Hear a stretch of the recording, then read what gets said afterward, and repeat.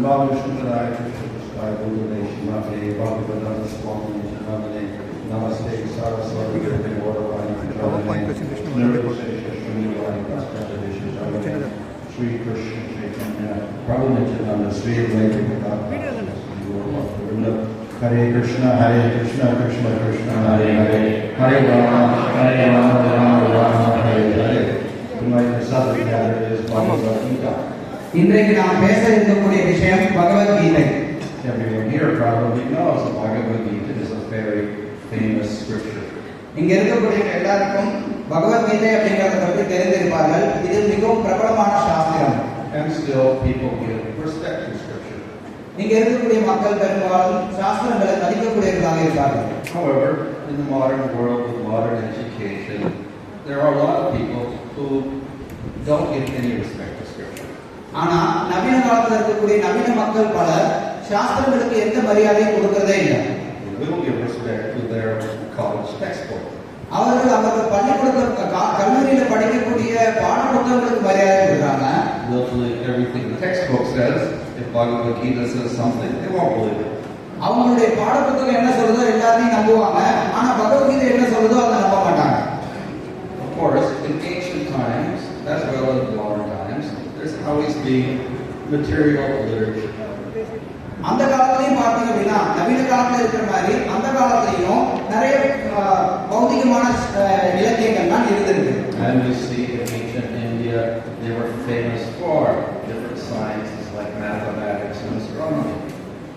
நீங்க பண்டைய இந்தியாவில் பார்த்தீங்க அப்படின்னா நிறைய கணிதம் முதலிய பல்வேறு விஷயங்களுக்கும் நிறைய பிரபலமான நூல்கள்லாம் இயற்றப்பட்டிருக்கின்றன.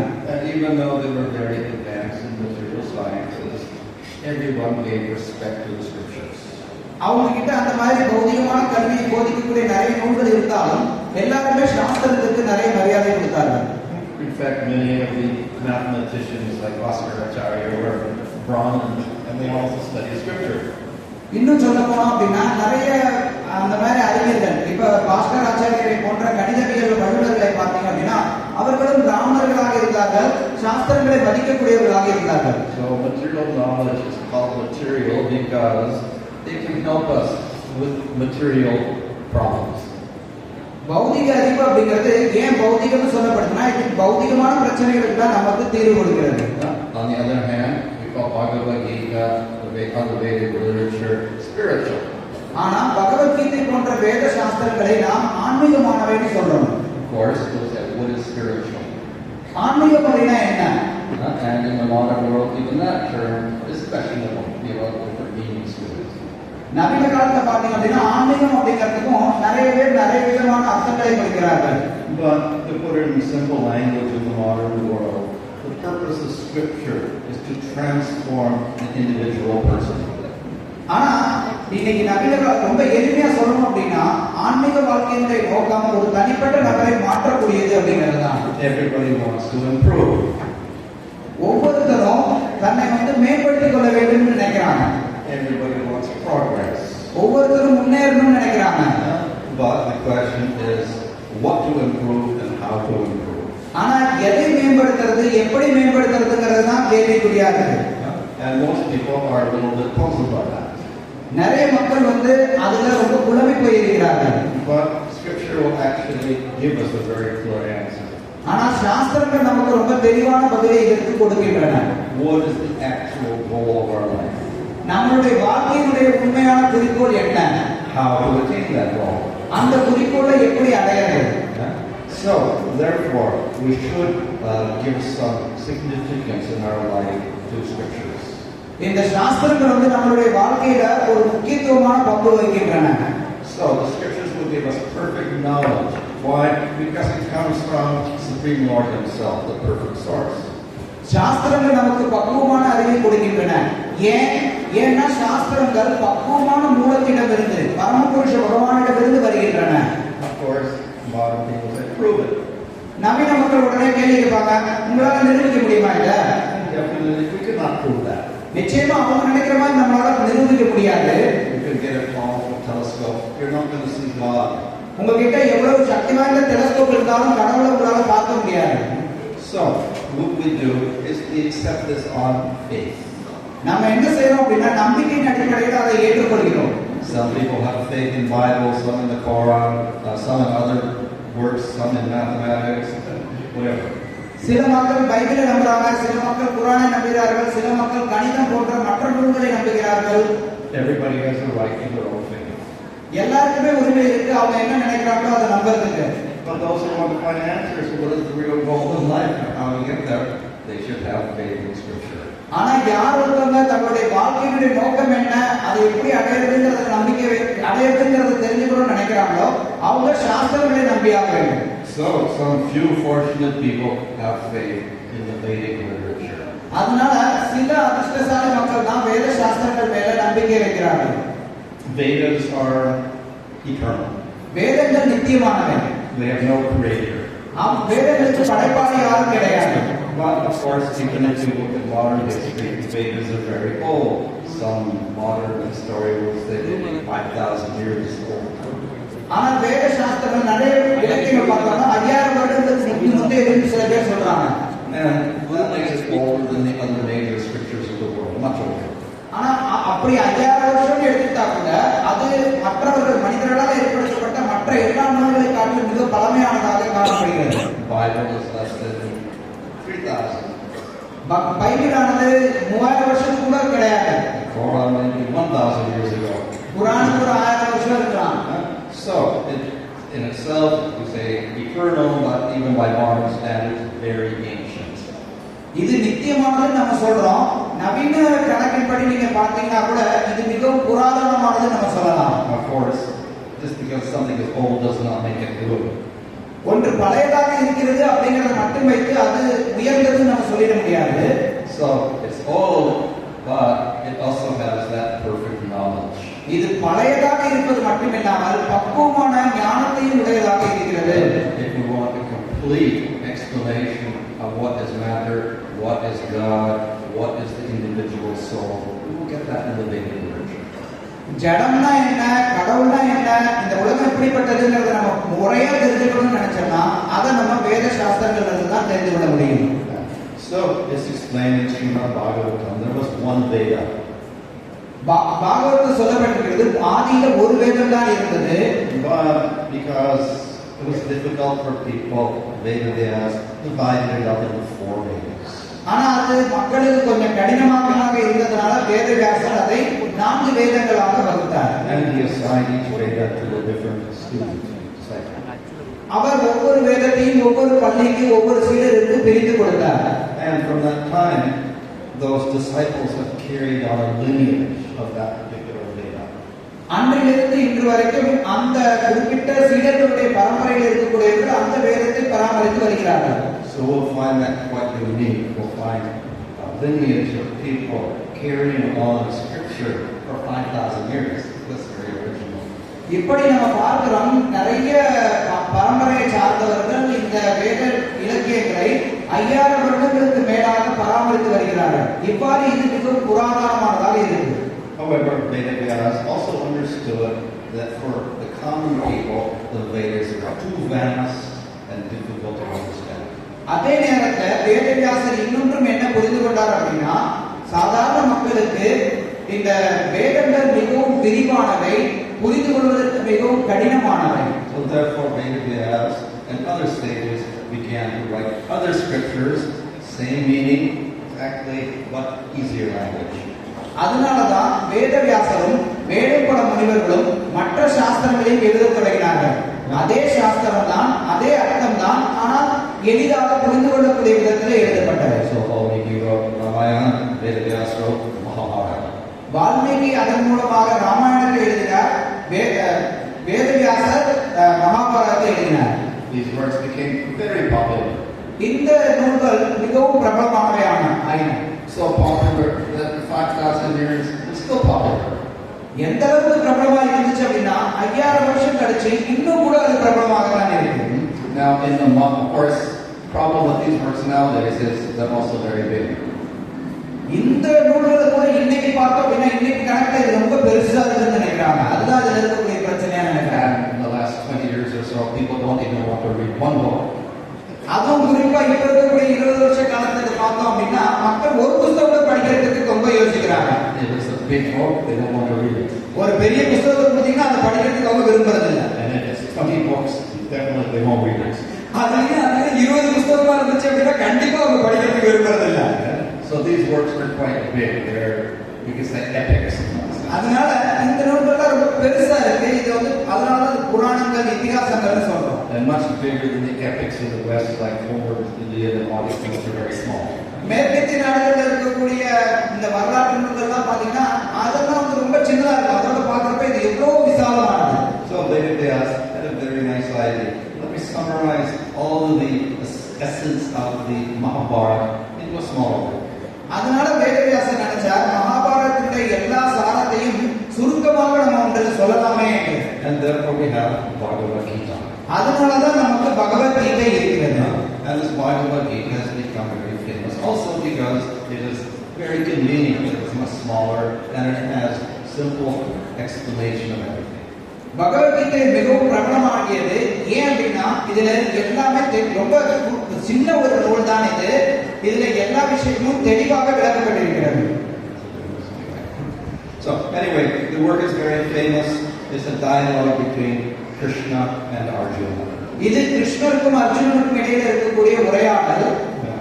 But this unique quality is it's a dialogue that takes place just before a huge battle. இதுல என்ன ஒரு சிறப்பம்சம் அப்படின்னா இந்த உரையாடலானது ஒரு மிகப்பெரிய போருக்கு முன்பாக நடைபெற்றது. And this battle was ferocious, very violent. அந்த போரானது மிகவும் வன்முறையில் அதிகமான வன்முறையோட கொடூரமானதாக இருந்தது. Millions and millions of people died. லட்சக்கணக்கான கோடிக்கணக்கான மக்கள் மடிந்தார்கள். In the last 100 years, we had World War I, World War II, and maybe I think 40 million people died in 2 wars. So, like that. This was in ancient times, and millions and millions of people died in this battle. நீங்க கடந்த 100 வருடங்கள்ல பார்த்தோம் அப்படின்னா முதல் உலக போர், இரண்டாம் உலக போர் இதெல்லாம் ரொம்ப நிறைய பேரை கொன்று குவித்தது. அதுல ஒரு 4 கோடி மக்கள் மடிந்தார்கள் அப்படின்னு சொல்றாங்க. ஆனா இந்த போர்ல பாத்தீங்க அப்படின்னா இன்னும் பல கோடிக்கணக்கான மக்கள் மடிந்ததாக காண்கிறோம். In the midst of all that violence, Krishna recites Bhagavad Gita. இந்த இவ்வளவு பெரிய வன்முறைக்கு மத்தியில கிருஷ்ணர் பகவத்கீதையை உபதேசிக்கிறார். So, of course, in the modern world, we have Bhagavad Gita, and we say, here's Bhagavad Gita, please read it. It's too big for most people. அதுல கூட பாத்தீங்கன்னா நவீன காலத்துல மக்கள் கிட்ட பகவத்கீதை கொடுத்திருந்தாங்க, பகவத்கீதையை படிங்கன்னு சொன்னா இது ரொம்ப பெருசா இருக்குன்னு நினைக்கிறாங்க. So, fortunately, we can summarize the Gita very easily. அதிர்ஷ்டவசமா இது எல்லாத்தையும் நம்ம ரொம்ப சுருக்கமா சொல்லிடலாம். So, there's this famous verse, Ekam Shastram Navati Putra Gita. This means one scripture. You don't have to go to the Vedas or the Puranas or the whole Mahabharata or the Ramayana. Just Devaki Putra Gita. That is the Bhagavad Gita. One scripture. இது ரொம்ப பிரபலமான ஒரு ஸ்லோகம். ஏகம் சாஸ்திரம் தேவகி புத்திர கீதம். ஒரே ஒரு சாஸ்திரம் இருக்கட்டும், பகவத்கீதை மட்டும். நீங்க வேதங்கள், புராணங்கள், மகாபாரதம், ராமாயணம் இதெல்லாம் நீங்க படிக்க தேவையில்லை. ஒன்றே ஒன்று படித்தால் போதும், பகவத்கீதை மட்டும். So, what does the Bhagavad Gita say? Bhagavad Gita என்ன சொல்லுது? So it says, Eko Deva. There's one Supreme Lord. ஏகோ தேவர், ஒரே முழுமுதற் கடவுள் இருக்கிறார். Who is that? யார் அது? Devaki Putra. Who is that? Krishna. Devaki புத்திரன் கிருஷ்ணர். Okay. So, we have to realize Krishna. How do we realize Krishna? நம்ம கிருஷ்ணரை புரிஞ்சுக்கணும். எப்படி கிருஷ்ணரை புரிஞ்சுக்கிறது? We have to do some activity. நம்ம சில செயல்களை செய்தாக வேண்டும். What is the activity? என்ன செய்ய? Karma api ekam. Devaki Putra say one activity only. Serve Krishna. ஒரே ஒரு செயல் செஞ்சா போதும், கிருஷ்ணருக்கு சேவை பண்ணுங்க, அது போதும். And people will say, well, we need some special mantra. இல்ல மக்களோட சொல்லுவாங்க, எங்களுக்கு ஏதாவது சில ஸ்பெஷலான மந்திரம் வேணுமே. So this verse is mantra api eko. Only one mantra. இந்த ஸ்லோகம் அவங்க சொல்லுது மந்திரப்பி ஏகம், ஒரே ஒரு மந்திரம் இருந்தா கூட போதும். Devaki Putra Nama, name of Krishna. அது என்ன? தேவகி புத்திர நாமம், கிருஷ்ணருடைய பெயர். Not a secret mantra. இது ரகசியமான மந்திரம்லாம் கிடையாது. Just say the name of Krishna. இது வெறும் கிருஷ்ணருடைய பெயர் தான். So that's why just previously you heard people, the devotees were saying, Hare Krishna, name of Krishna. நீங்க கொஞ்ச நேரத்துக்கு முன்னாடி பக்தர்கள் பாடம் கேட்டுட்டு இருந்தீங்க, ஹரே கிருஷ்ணன் சொல்லி பாடிட்டு இருந்தாங்க. இது கிருஷ்ணருடைய பெயர். So, if you can't even read the Bhagavad Gita, at least you memorize this and follow this instruction. உங்களுக்கு பகவத்கீதையை படிக்க முடியலன்னா கூட இந்த ஒரு உபதேசத்தை நீங்க தெரிஞ்சுக்கிட்டு இதை நீங்க பின்பற்றீங்கன்னா போதும். Okay, anyway, getting back to the battlefield, the first chapter introduces the subject. And as I said, this is battle, a huge area of violence. பகவத்கீதையில என்ன இருக்குங்கிறத நம்ம அந்த விஷயத்துக்கு மறுபடியும் வருவோம். இந்த பகவத்கீதையின் முதல் அத்தியாயமானது அந்த போர்க்களத்தில் என்ன நடக்கிறது அப்படிங்கறத விவாதிக்கிறது. போர்க்களம் அப்படிங்கிறது மிகப்பெரிய போர்க்களம், வன்முறையினுடைய ஒரு களமாக இருந்தது. However, we should not think that that's something very strange. Every day, people are in conflict. நீங்க உடனே இது என்ன ரொம்ப விசித்திரமா இருக்கே அப்படின்னு நினைக்க கூடாது. ஏன்னா ஒவ்வொரு நாளும் நம்ம எத்தனையோ முரண்பாடுகளை, பிரச்சனைகளை, சண்டைகளை சந்தித்துக் கொண்டுதான் இருக்கிறோம். We may be fortunate not to experience war, but we do have individual conflicts with other people daily.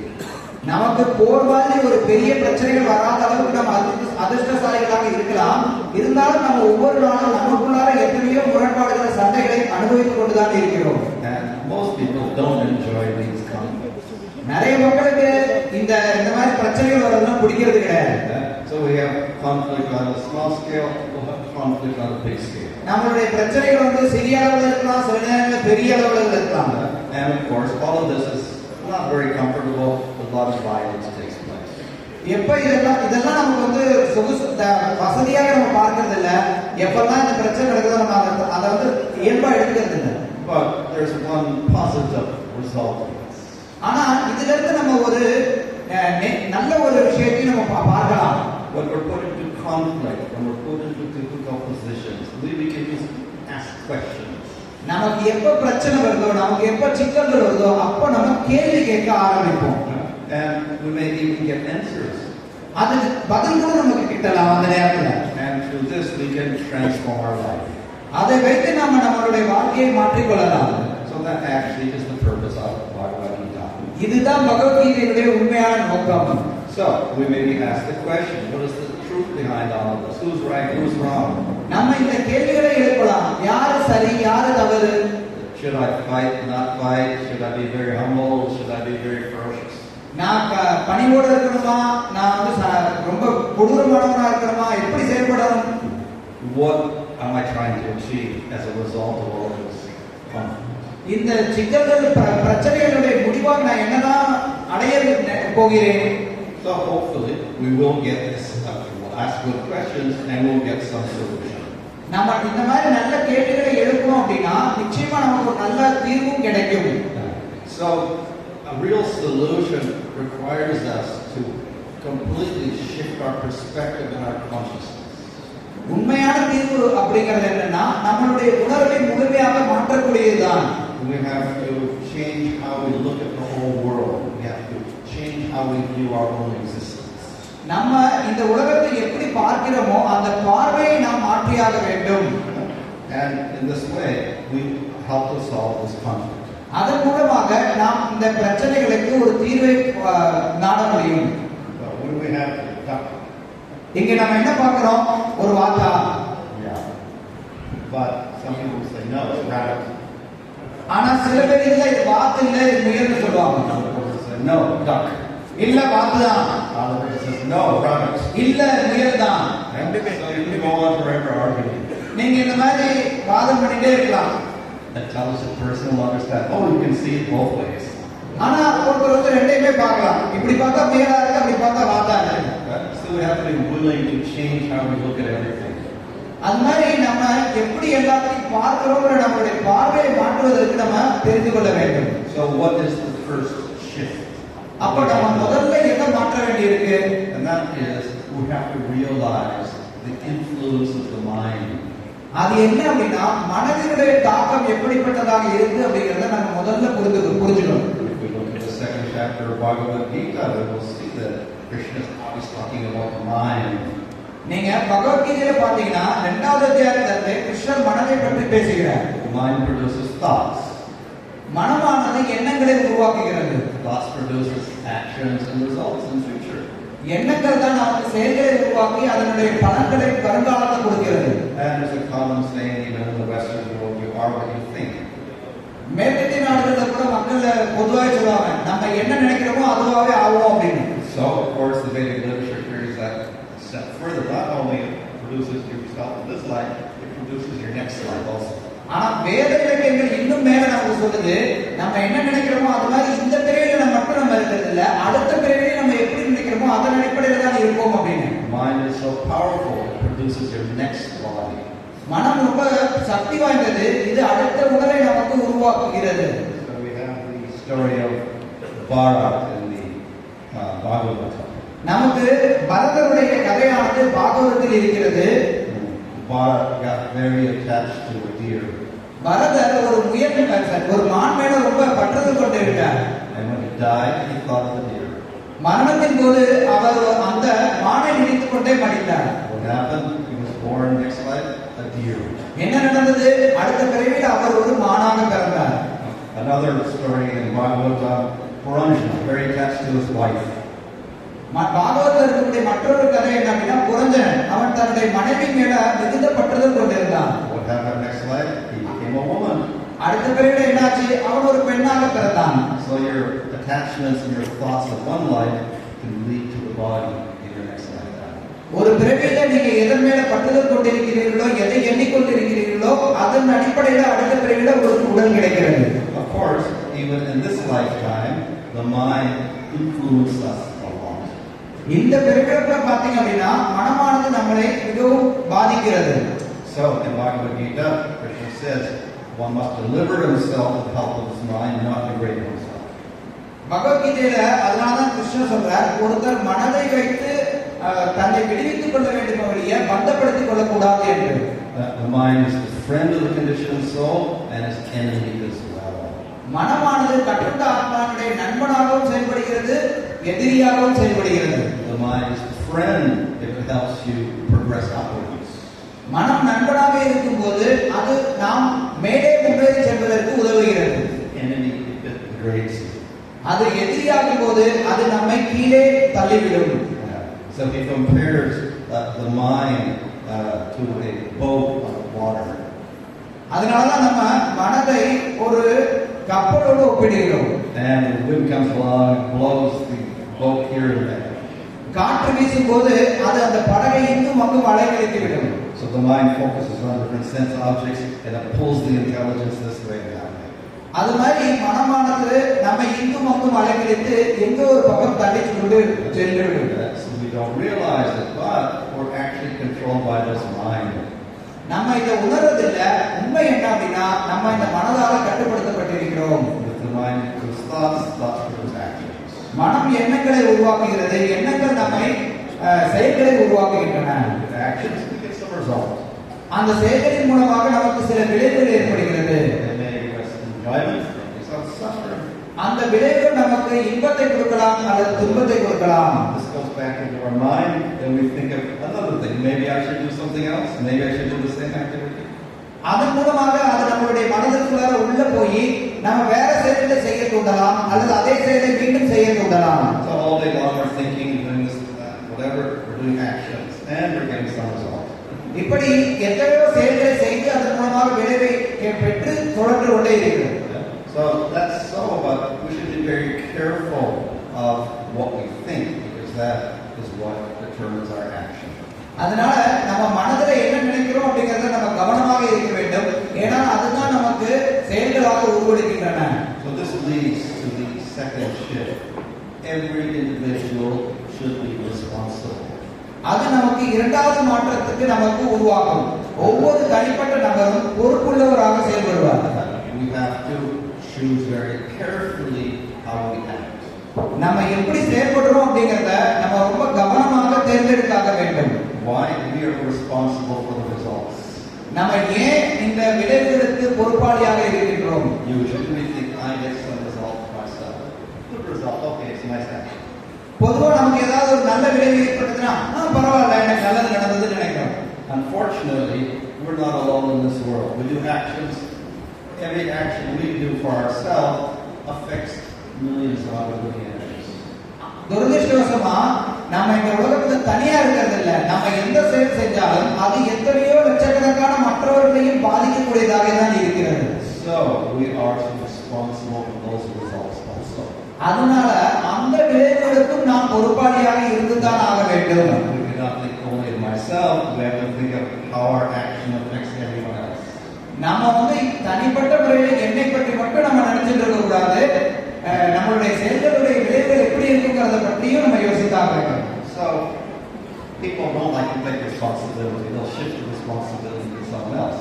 அதனால பொதுவா மக்கள் எப்படி நடந்துக்கிறாங்க அப்படின்னா அவங்க பொறுப்பா இருக்கிறத பத்தி யோசிக்கிறது இல்லை. பொறுப்பு வரும்போது அடுத்தவங்களுடைய கல்வியை தான் பார்ப்பாங்க. So the human being has a double burden. He's responsible for the action on himself. He's also responsible for the results on other people and other living entities. இப்ப அந்த மாதிரி மனுஷனுக்கு ரெண்டு பொறுப்பு இருக்கு. அவன் தன்னுடைய செயலுக்கும் பொறுப்பாளியாகிறான், அடுத்தவங்க செய்யக்கூடிய செயலுக்கும் பல நேரங்களில் பொறுப்பாளியாகிறான். So they will say, well, that's too difficult. That's not fair. நீங்க நினைக்கலாம் இது ரொம்ப கஷ்டம், இது ரொம்ப நியாயமே இல்லைங்க இது. Why we should be responsible like this? ஏன் இந்த அளவுக்கு நம்ம பொறுப்பா இருக்கணுமான்னு? Well, it's the law. இதுதான் சட்டம். So the Supreme Lord has made a law called the law of karma. முழுமுதல் கடவுள் இந்த கர்ம விதிகளை நமக்கு வகுத்திருக்கிறார். Every single action you do gives some result in the future. நம்ம செய்யக்கூடிய ஒவ்வொரு செயலுமே வருங்காலத்துல அதற்கேற்ப விளைவுகளை நமக்கு கொடுக்கும். And it considers what effect your action has on other living entities. அது மட்டும் இல்லாம உங்களுடைய செயல்களானது எந்த மாதிரி விளைவுகளை மற்றவர்கள் மேல கொடுக்கிறது அப்படிங்கறதை நம்ம கவனித்தாக வேண்டும். So if you do actions which produce suffering for other living entities, you will get equal suffering on yourself. அதன்படி மற்றவர்களுக்கு துன்பம் கொடுக்கக்கூடிய செயல்களை நீங்க செஞ்சீங்க அப்படின்னா வருங்காலத்தில் உங்களுக்கு துன்பம் ஏற்படக்கூடிய விளைவுகள் ஏற்படும். If you do actions which benefit to other living entities, you will get some future benefits for yourself. மற்றவர்களுக்கு நன்மை செய்யக்கூடிய விதத்துல நீங்க செயல்பட்டீர்கள் அப்படின்னா வருங்காலத்தில் உங்களுக்கு நன்மை கிடைக்கக்கூடிய விதத்துல உங்களுடைய கர்ம விதிகள் செயல்படும். So this is what we call papa and punya. இதைத்தான் நம்ம பாவம் புண்ணியம்னு சொல்றோம். The actions which are suffering to others, this is called sin. மற்றவர்களுக்கு துன்பத்தை கொடுக்கக்கூடிய செயல்களை நம்ம செய்யும் போது அதை பாவம் என்று சொல்கிறோம். This will give us future suffering. இது வருங்காலத்தில் நமக்கு துன்பத்தை கொடுக்கும். We do actions which benefit to others, this is called punya.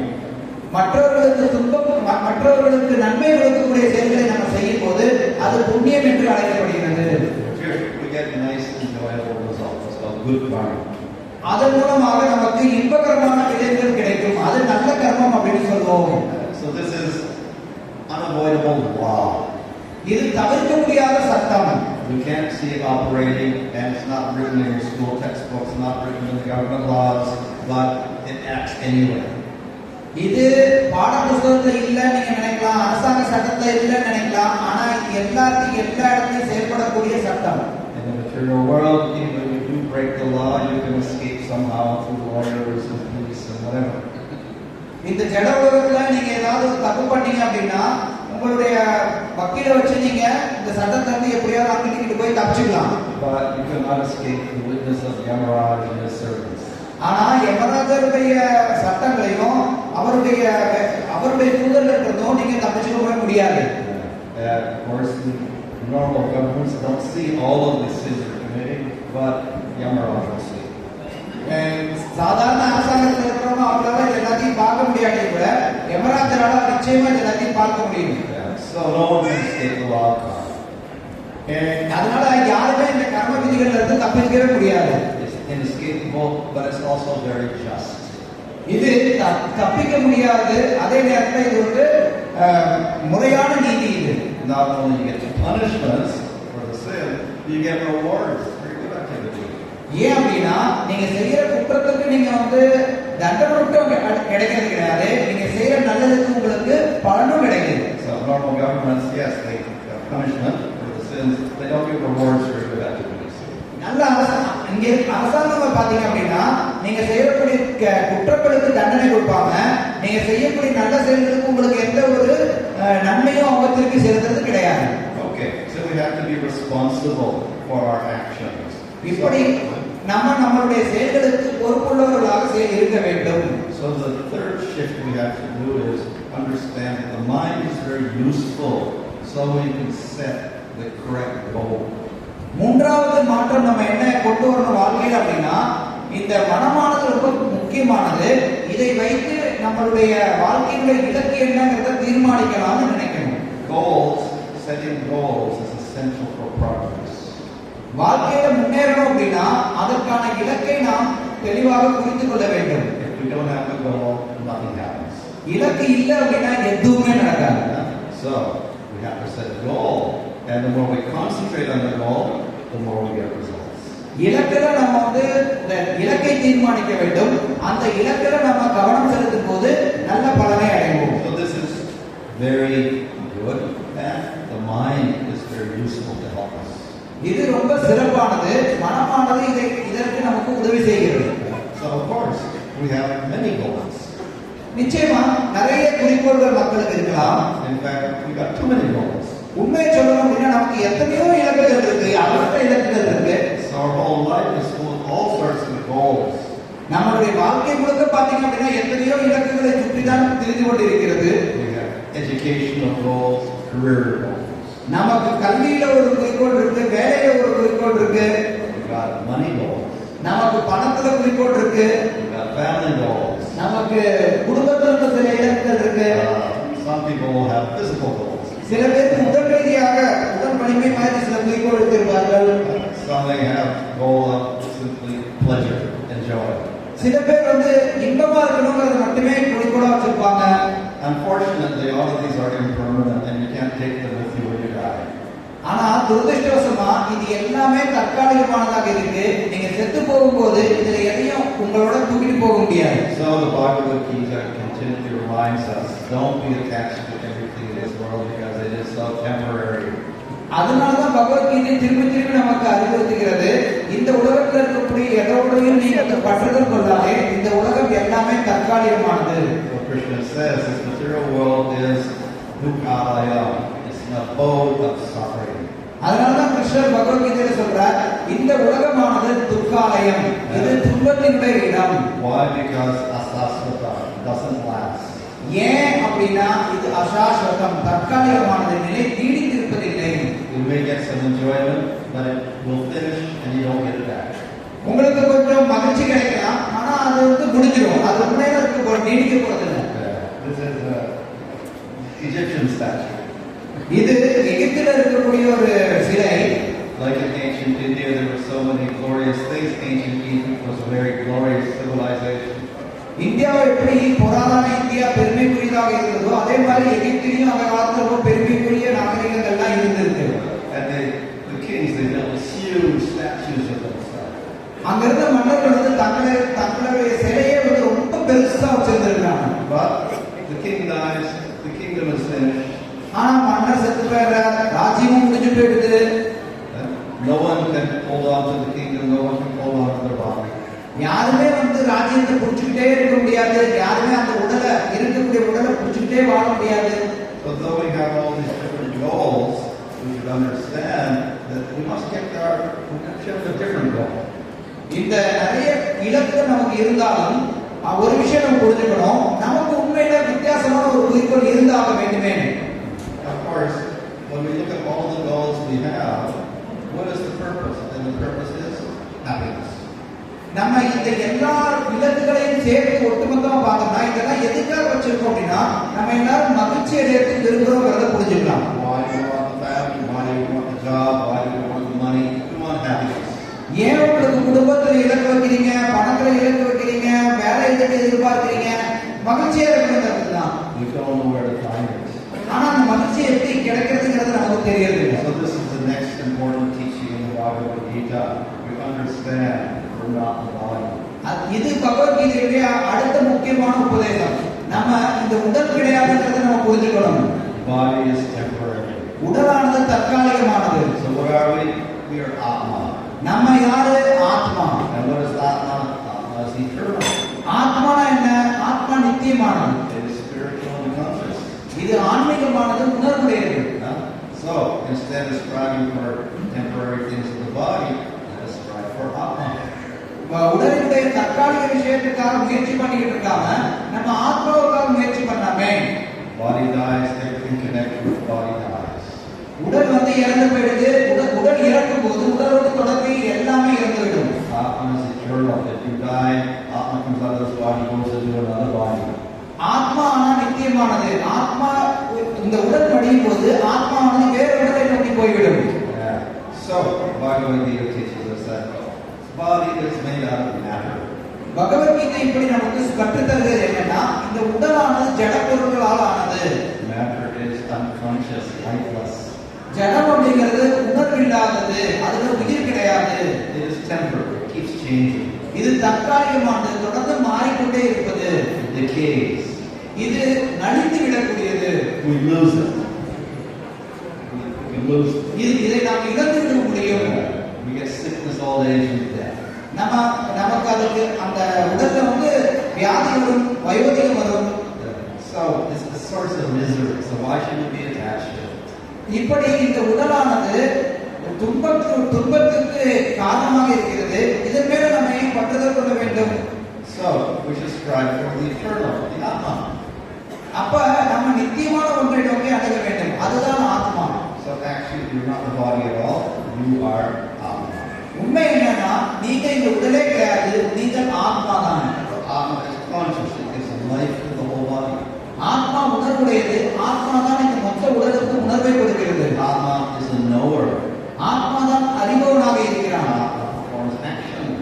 ஆத்மா தான் செயல்களை செய்கிறான். Atma can experience joy. ஆத்மா இன்பத்தை அனுபவிக்கின்றான். Atma is eternal. ஆத்மா நித்தியமானவன். Atma is without change or death. ஆத்மா மாற்றமடைவது கிடையாது, மரணமும் கிடையாது. Atma is beyond time and space. ஆத்மா இடத்திற்கும் காலத்திற்கும் அப்பாற்பட்டது. So we don't have to try to achieve it. We are the Atma. அதனால அதை நாம் அடைய வேண்டியது அப்படிங்கிறது கிடையாது.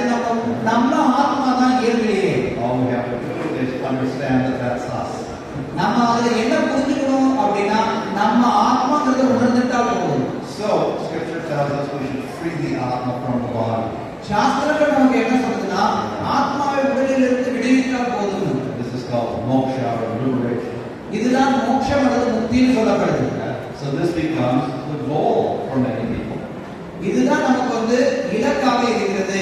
And not only in Bhagavad Gita, we'll find throughout the Upanishads will tell us about moksha. பகவத்கீதையில மட்டுமில்லாமல் எல்லா உபநிஷதங்களிலும் மோட்சத்தை பற்றி குறிப்பிடப்பட்டிருக்கிறது. What's the result of moksha? மோட்சத்தினுடைய பலன் என்ன? No fear of death. மரணத்தை பற்றி அச்சம் நமக்கு இருக்காது. No fear of the future. வருங்காலத்தை பற்றி அச்சம் இருக்காது. No more attachment to material acquisition, reputation, etc. பௌதிக சொத்துக்கள் அல்லது நம்மளுடைய பேர் புகழை பற்றி எந்த ஒரு பற்றுதலும் இருக்காது. Or free from desire or hatred. விருப்பு வெறுப்புகளிலிருந்து விடுபட்டு இருப்போம். Free from thinking of enemies and friends. நண்பர்கள் எதிரிகள் பார்க்க மாட்டோம், அதிலிருந்து விடுபட்டு விடுவோம். So we're very peaceful, very satisfied. இப்படி ரொம்ப திருப்திகரமாக அமைதியானவர்களாக ஆகிவிடுவோம். If we attain this state, then we'll think this is the final goal. நம்ம இந்த நிலையை அடைஞ்சிட்டோம் அப்படின்னா இதுதான் இறுதி இலக்கு நம்ம நினைப்போம். And certainly many scriptures tell us that. உண்மையிலே நிறைய சாஸ்திரங்கள் அதைத்தான் நமக்கு சொல்லித் தருகின்றன. However, if we look at the Bhagavad Gita, that's not the end. There's something higher. ஆனா நம்ம பகவத்கீதையை பார்த்தோம் அப்படின்னா அப்படி மோட்சம் அடைகிறது தான் இலக்குகள் கிடையாது. இதை காட்டிலும் உயர்ந்தது இருக்குங்கிறத தெரிஞ்சுக்கலாம். We have the individual Atma, we have the Supreme Atma, the Supreme Lord. தனிப்பட்ட ஆத்மா மட்டும் இல்லாம உன்னத ஆத்மா ஒன்று இருக்கு. அவர் தான் பரமாத்மா, பகவான். So Atma is not alone. There's another person there who's the guide, protector, and the friend. ஆத்மா தனியா இருக்கிறது இல்ல, ஆத்மா கூட இன்னொருத்தர் இருக்கார். அவர் வழிகாட்டியாக, நண்பராக செயல்படுகிறார். And we see in Bhagavad Gita, Krishna acts like this with Arjuna. He is the guide, the protector, and the friend of Arjuna. உண்மையில நம்ம பகவத்கீதையில பார்த்தோம்னா கிருஷ்ணர் இப்படித்தான் அர்ஜுனனோடு செயல்படுகிறார். கிருஷ்ணர் அர்ஜுனனுக்கு வழிகாட்டியாக இருக்கிறார், பாதுகாப்பாளராக இருக்கிறார், நண்பராகவும் இருக்கிறார். But Krishna is the friend not only of Arjuna, he's the friend of every living entity. ஆனா உண்மை என்ன அப்படின்னா கிருஷ்ணர் அர்ஜுனனுக்கு மட்டும் நண்பர் கிடையாது, கிருஷ்ணர் எல்லா உயிர்வாழிகளுக்கும் நண்பர். He gives advice to every living entity. அவர் எல்லா உயிர்வாழிகளுக்கும் அறிவுரை கொடுப்பவராக இருக்கிறார். Everybody wants a friend, everybody wants advice. So Supreme Lord is that advisor and that friend. எல்லாரும் நண்பரை நாடுகிறார்கள், எல்லாரும் அறிவுரை கூறுபவர்களை நாடுகிறோம். ஆனால் முழுமுதல் கடவுள் தான் நம்முடைய நண்பரும் அறிவுரை கொடுப்பவருமாக இருக்கிறார். Supreme Lord is the perfect object of love. அந்த முழுமுதற் கடவுள் நமக்கு நம்மளுடைய அன்பிற்கு மிகவும் பொருத்தமானவராக இருக்கிறார். In Bhagavad Gita, Krishna says, best process is bhakti yoga. பகவத்கீதையில கிருஷ்ணர் சொல்றார் சிறந்த வழிமுறை பக்தி யோகம். And what is bhakti? Bhakti means devotion and love. பக்தினா என்ன? பக்திங்கிறது பகவான் மேல இருக்கக்கூடிய ஒரு அன்பு. So bhakti means directing our affection and love to Supreme Lord. பக்தி அப்படிங்கிறது பகவான் மேல ஒரு பாசம் அன்பு அதுதான். So Supreme Lord is perfect out of community. Why? ஏன் முழுமுதற் கடவுள் பக்குவமான அழகுடையவர்னு சொல்லப்படுகிறார்? He has eternally perfect form. அவர் நித்தியமாகவே பக்குவமான உருவத்தை கொண்டுள்ளார். It's most attractive. அந்த ரூபமானது எல்லாரையும் கவரக்கூடியதாக உள்ளது. Of course, this is about beauty is superficial. இந்த உலகத்தில் இருக்கக்கூடிய அழகு அப்படிங்கிறது மேலோட்டமானது. It's not only Krishna's most beautiful, but he's full of all wonderful qualities. கிருஷ்ணர் அழகுடையவராக மட்டும் இருப்பதில்லை, அவர் அற்புதமான குணங்களுடையவராக இருக்கிறார். Of course, among those qualities, we can say the best quality is the ability of God to perfectly respond to each individual. கிருஷ்ணருடைய அற்புதமான பல குணங்கள்ல ஒரு சிறந்த குணம் என்ன அப்படின்னா அவர் மிகவும் பக்குவமான முறையில மற்றவர்களுக்கு பிரதிபலன் கொடுப்பவராக இருக்கிறார், மற்றவர்களோடு உறவாடுபவராக இருக்கிறார். In other words, everyone is completely satisfied in their relationship with Krishna. அப்ப இன்னொரு விதத்துல சொல்லணும் இதையே அப்படின்னா ஒவ்வொருத்தரும் கிருஷ்ணரோட இருக்கக்கூடிய தன்னுடைய உறவுல திருப்தியுடையவராக இருக்க முடியும். And we should not think we're alone. நாம் தனியா இருக்கிறோம் நம்ம நினைச்சிடக்கூடாது. One Supreme Lord, but millions of other devotees of the spiritual world. ஒரு முழுமுதற் கடவுள், ஆனால் கோடிக்கணக்கான ஜீவன்கள் அவருக்கு சேவை பண்ணுபவர்களாக இருக்கிறார்கள். So we have a perfect community, a perfect society. ஆனாலும் அங்க ஒரு பக்குவமான சமூகம் இருக்கிறது, அந்த பக்குவமான ஒருங்கிணைப்பு இருக்கிறது. So therefore, we should realize that the highest goal is this loving relationship. அதனால உயர்ந்த இலக்கு என்ன அப்படின்னா அந்த பகவானோட ஒரு அன்பு பரிமாற்றத்தோட அந்த ஒரு உறவை நாம் ஏற்படுத்திக் கொள்ள வேண்டும் என்பதுதான். We can have many different types of relationships. நம்ம பகவானோடு பலதரப்பட்ட உறவு முறைகளை வைத்துக் கொள்ளலாம். But basically, there's two types. அது அடிப்படையில பார்த்தோம் அப்படின்னா இரண்டு வகையான உறவுகள் இருக்கின்றன. Relationships with love, relationships with hate. ஒன்று அன்போடு இருக்கக்கூடிய உறவு முறை, இன்னொன்று வெறுப்போடு இருக்கக்கூடிய உறவு முறை. So bhakti means a relationship of love. பக்தி அப்படிங்கிறது அன்போடு இருக்கக்கூடிய உறவு முறை. So it's not one way, love is both ways, reciprocal. அன்பு இந்த உறவு முறை அப்படிங்கிறது ஒருபுறம் மட்டும் இருக்கிறது இல்ல, இரண்டு புறமே இருக்கக்கூடியது. We try to serve the Lord out of affection serves us. நம்ம பகவானுக்கு தொண்டு செய்யறதுக்கு விரும்புறோம், பகவானும் நம்ம மேல இருக்கக்கூடிய பாசத்துல நமக்கும் தொண்டு செய்ய நினைக்கிறார். So this is a continual process that goes on. இது தொடர்ந்து போய்கிட்டே இருக்கக்கூடிய ஒரு வழிமுறை. So of course in chapter 9 of Bhagavad Gita, it says, I'm equal to everybody, but I love my devotees. பகவத்கீதையில கிருஷ்ணர் சொல்ற 9வது அத்தியாயத்துல நான் எல்லாருக்கும் சமமானவனாகத்தான் இருக்கிறேன், ஆனாலும் நான் என் பக்தர்களை மிகவும் நேசிக்கின்றேன். So now we're practicing bhakti. What is the final result? நம்ம இப்ப பக்தியை பயிற்சி பண்ணிட்டு இருக்கோம். இதனுடைய இறுதி நோக்கம் என்ன?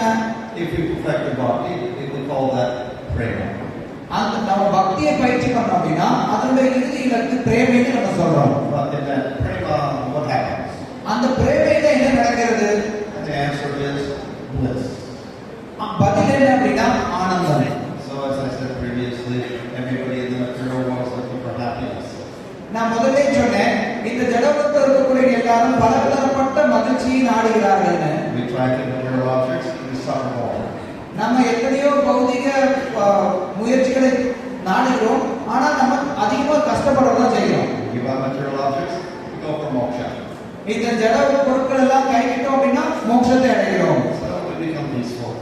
அங்க நம்ம மோட்சத்தை நம்ம அமைதியுடையவர்களாக ஆகிறோம். But we don't become blissful. ஆனா அங்க நம்ம ஆனந்தமுடையவர்களாக ஆறதில்லை. But when we establish a relationship with Supreme Lord, we get another. நம்ம எப்ப குடும்பத்தில் கடவுளோட ஒரு உறவு முறையை நம்ம நிலைநாட்டுகிறோமோ அப்ப நமக்கு ஆனந்தம் கிட்டும். And we do that through the process of bhakti yoga. அதை நம்ம பக்தி யோகம்ங்கிற வழிமுறை மூலமாக செய்கிறோம். Now, we started out with the idea we have to understand the power of the mind. நம்ம இந்த சொற்பொழிவை மனதினுடைய சக்தியை புரிந்து கொள்ள வேண்டும் அப்படின்னு சொல்லி ஆரம்பித்தோம். So mind is of course useful for us in the material world. It's also useful in spiritual life. மனமானது இந்த ஜட உலகத்தில் நமக்கு பயனுள்ளதாக இருக்கிறது, அதே நேரத்தில் ஆன்மீக வாழ்க்கையிலும் அது நமக்கு உதவக்கூடியதாக தான் இருக்கிறது. And it's like meditation, it's just using the mind.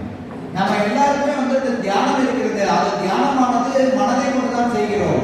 So in bhakti yoga, we also have to use the mind. அப்ப பக்தி யோகத்திலே நம்ம மனதை பயன்படுத்தியாக வேண்டியுள்ளது. But at the same time, most people find it very difficult to use the mind. ஆனா நிறைய மக்கள் இத ரொம்ப கஷ்டமா ஃபீல் பண்றாங்க மனதை பயன்படுத்துறது. So we have a very easy way of using the mind properly. That is mantra. நம்ம மனதை பயன்படுத்துறதுக்கு ரொம்ப எளிமையான ஒரு வழிமுறை நம்மகிட்ட இருக்கு. அதுதான் மந்திரம்னு சொல்லப்படுது. The word mantra means manas means mind, pra means trayate, to deliver. So mantra is sound which will deliver the mind, take us out of the material world, get us to spiritual world. மந்திர அப்படின்னா மனதை திராயத்தை விடுவிக்கக்கூடியதுன்னு சொல்றோம். மனம் இந்த பௌதிக விஷயங்கள்ல நம்மளை விடுவிக்கக்கூடியது, கொண்டு போகக்கூடிய ஒரு ஒளி அதிர்வுக்கு தான் மந்திரம்னு சொல்லப்படுகிறது. Now, of course, most mantras are secret. ஆனா பெரும்பாலான மந்திரங்கள் பார்த்தீங்க அப்படின்னா ரகசியமானவை. They are very powerful. அவை ரொம்ப சக்தி வாய்ந்தவை. They are in the scripture, but also secret. அது சாஸ்திரங்கள் இருக்கு, ஆனா ரொம்ப ரகசியமானவை. If you figure out what the mantra is in scripture, you won't have that. நீங்க சாஸ்திரங்கள்ல இருந்து அந்த மந்திரத்தை நீங்க எடுத்துக்கிட்டீங்கன்னா அதனால பலன் இருக்காது. You have to get the mantra from Guru. அந்த மந்திரத்தை நீங்க முறையான குருக்கிட்ட இருந்து பெற்றாக வேண்டும். The Guru will only give the mantra if you keep it secret. நீங்க ஒரு ரகசியமாக தான் குருவானவர் அந்த மந்திரத்தை கொடுப்பாரு. If you reveal to other people, no more power. நீங்க சாதாரணமா எல்லாருக்கும் கொடுத்தீங்க அப்படின்னா அது சக்தியே இருக்காது. So this is what most mantras are. They're very secret, very powerful, but not many people can get. பொதுவான பெரும்பாலான மந்திரங்கள் இப்படிப்பட்டதுதான். ரொம்ப சக்தி வாய்ந்தவை, ஆனால் ரகசியமானவை. அதனால பெரும்பாலான மக்களால் அடைய முடியாது. But Chaitanya Mahaprabhu introduced the easiest process. Just in those mantras, we have a public mantra. That is the name of Krishna. இந்த இத்தனை மந்திரங்கள் இருக்கு. இதுக்கு நடுவில் சைத்தன்ய மகாபிரபு நமக்கு ரொம்ப எளிமையான பக்குவமான முறை கொடுக்கிறார். அது என்ன அப்படின்னா கிருஷ்ணருடைய நாமம். This is not secret. இது ரகசியமானது கிடையாது. It's not secret. It does not lose its power. இது ரகசியமானது இல்லை அப்படின்னாலும் இதனுடைய ஆற்றல் சக்தியானது கொஞ்சம் கூட குறையறது கிடையாது. Even if you accidentally chant it, it still has power. நீங்க ஏதோ தெரியாதவங்க சொன்னீங்கன்னா கூட அப்போ கூட அந்த நாமமானது சக்தியுடையதாக இருக்கும். Of course, there are many names of the Lord which are powerful. பகவானுடைய நாமங்கள்ல எத்தனையோ நாமங்கள் சக்தி வாய்ந்தவைன்னு சொல்லப்படுது. Of course, Lord Chaitanya says, chant the name of Krishna. ஆனால் சைத்தன்ய மகாபிரபு கிருஷ்ணருடைய நாமத்தை சொல்லுமாறு நமக்கு பரிந்துரைக்கிறார். So then Lord Chaitanya introduces this mantra, Hare Krishna, Krishna Krishna, Hare Hare, Hare Rama, Rama Rama, Hare Hare. அப்பதான் சைத்தன்ய மகாபிரபு நமக்கு இந்த மந்திரத்தை அறிமுகப்படுத்துறார். Hare Krishna Krishna Krishna Hare Hare, Hare Rama Rama Rama Hare Hare. So this is exactly what is presented here in this little verse. One mantra, name of Krishna. இதுதான் நம்ம முதல்ல சொன்ன அந்த ஸ்லோகத்துல தெளிவாக சொல்லப்பட்டிருக்கு. ஒரே ஒரு மந்திரம் இருக்கணும், அது கிருஷ்ணருடைய நாமம்.